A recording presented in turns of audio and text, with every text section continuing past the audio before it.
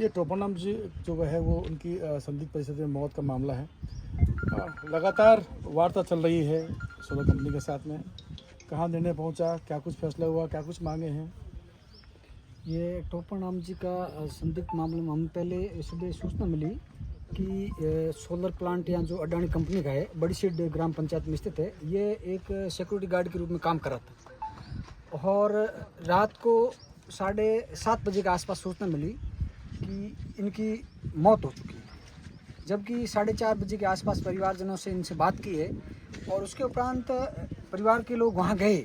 उनसे पहले पुलिस विभाग और कंपनी वाले इनको उठाकर डेड बॉडी लेकर हॉस्पिटल मोर्चरी ला के रख दी गई। तो हमें इसकी जानकारी मिलने के बाद हम लोग आए देखते हुए, तो हमें ऐसा संदिग्ध मामला लग रहा है, इसलिए हम लोग सब यहाँ आए और सुबह से 2-3 बार वार्तालाप हुई है। वार्तालाप 3 मांगों पर सहमति बनी और एक आखिरी उनके परिवार को संबल प्रदान के लिए कोई बात हो रही थी, वो विफल हो रही बार बार। उसके लिए कंपनी कोई तरह की बात नहीं कर रही। बॉडी को जब उतारा गया या लाया गया तो क्या परिजनों को सूचना नहीं दी गई?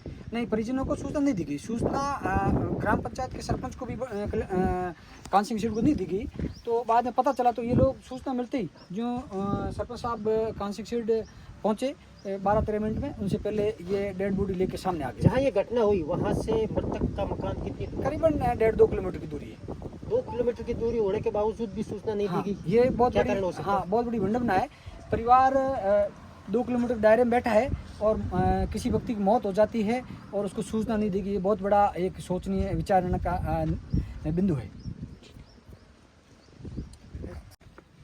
संदिग्ध परिस्थितियों में सूचना गार्ड की मौत, अब तक कोई खास जजमेंट नहीं, कोई फैसला नहीं, कैसे मौत हुई और क्या कुछ मांगे थी जो पूरी हो गई और क्या कुछ बाकी रही, कहाँ तक ये शॉर्ट आउट होगा मामला? हमारा समाज पिछड़ा हुआ समाज है SC/ST का, और इनकी चाहे संदिग्ध कहें चाहे मौत के, ये प्रशासन और ये सरकार कभी संवेदनशील रही नहीं। एक बंदा, एक पिता का अंतिम लड़का है, खत्म हो जाता है, उसका कोई सहारा नहीं, किसको तो ये नौकरी देंगे, क्या ये करेंगे? सिक्योरिटी वाले हाथ अड़का रहे हैं कि हमारा कोई मामला बनता ही नहीं है। पैसे के लिए कह रहे हैं 2-2.5 लाख रुपए इनको दे के एथीश्री कर लें। अरे भाई साहब, आपकी ऑन ड्यूटी में बंदा खत्म हुआ है, आपकी जवाबदारी और जिम्मेदारी नहीं, क्या बात करते हो? बहुत बड़ी जिम्मेदारी आप लोगों की। जब कोई करंट आके आदमी खत्म होता है, आप वहाँ 40 लाख देते हो। जैसे कोई ऊँट चला जाता है उसको आप 25,000 रुपये देते हो और आप आदमी की कीमत आंक रहे हो। शर्म आनी चाहिए। पहली बात तो उन्होंने पुलिस प्रशासन की बड़ी गलती रही कि परिवारजनों की गैर मौजूदगी में बॉडी लेकर आए। मैं एक अधिवक्ता होने के नाते उनकी भर्त्सना करता हूँ कि इस तरह की कार्रवाई में आप लोग परिवार को इन्वॉल्व रखें ताकि भविष्य में भी आप लोगों की जवाबदारी जिम्मेदारी तय हो। दूसरी बात, कंपनी की ओर से अभी तक कोई अधिकृत रूप से लिखित में नहीं दिया गया है कि हमारी भी जवाबदारी है, जिम्मेदारी है। इसलिए हम लोग बड़ा आंदोलन करने की तैयारी में रूपरेखा बना रहे हैं। हम हमारे रिश्तेदारों से, परिवारजनों से बात कर रहे हैं और अगर समय रहते हमारी कार्रवाई पर गौर प्रशासन ने नहीं किया तो मैं आप लोगों के माध्यम से कहना चाहता हूं कि कल फड़ौदी और ये बाप का और जितने हमारे साथी लोग ईंट से ईंट बजाने का काम करेंगे, जब तक हम जागरूक नहीं होंगे, जब हम एक नहीं होंगे, संकित नहीं होंगे, इस तरह का अत्याचार और अन्याय होता रहेगा। जो है क्या कुछ मांगे हैं और कैसे अब तक सहमति नहीं बन पाई? हमारी जो मुख्य मांगे थी कि इस केस की जांच अन्यत्र पुलिस अधिकारियों से की जाए और इस पोस्टमार्टम का जो है वो बोर्ड बैठा के किया जाए और एक परिवार में किसी भी एक सदस्य को अडानी कंपनी में नौकरी लगाई जाए और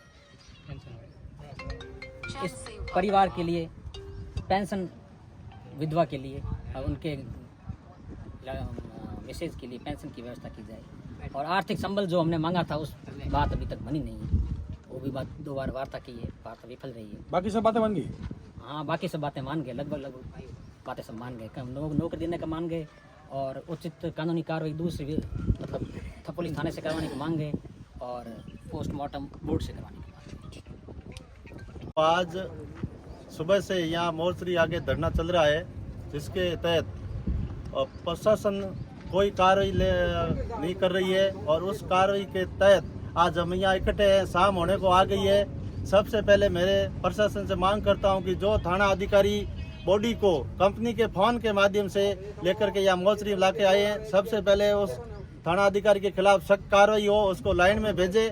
उसके बाद में कंपनी वाले ये जवाबदेही तय करें कि जो जगदम्बा सिक्योरिटी गार्ड है उसका लाइसेंस रद्द करे ताकि किसी के साथ में ऐसी अनहोनी घटना नहीं हो और इस परिवार को, पीड़ित परिवार को न्याय दिलाने के लिए कम से कम 50 लाख जो मांग की जा रही है उसके ऊपर आज शाम तक कार्रवाई करे, नहीं तो कल ये पूरा समाज है जो उग्र आंदोलन करेगा और इसके लिए प्रशासन स्वयं जिम्मेवार होगा। धन्यवाद। माध्यम से इस तरह की घटना अगर कंपनी वाले हो, चाहे व्यवसायी हो, चाहे दुकानदार हो, किसी के साथ भी ऐसी हो सकती है, लेकिन इनकी जो जवाबदारी बनती है, कम से कम इतनी जवाबदारी तो थी ना पहले, जैसे भी कोई चीज़ हो गई है तो परिवारजनों को, आस पड़ोस को, जो भी उनको सूचना देके ये फिर ये मोर्चरी में लाते हैं। सीधा इन्होंने मोर्चरी में लाना है तो फिर तो ये क्वेश्चन मार्क खड़ा कर ही दिया।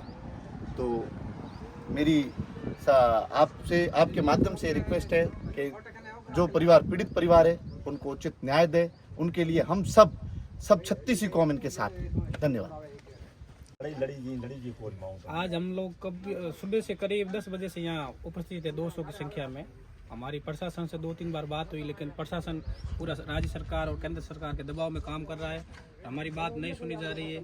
हमारे परिवार से एक व्यक्ति चला गया, उसके बावजूद भी प्रशासन हमारे ऊपर दबाव बढ़ा रहा है कि आप छोटा मोटा मुआवजा लेके ये बॉडी उठा लो। ये हालांकि गलत है और हम प्रशासन को झुका के हमारी मांगे मना के यहाँ से उठेंगे। क्या मांग थी जो नहीं मानी गई? मोटा मोटी बात ये थी कि प्रशासन कह रहा है भी आप उनके बच्चों की पढ़ाई है, उनका हम खर्चा दे देंगे।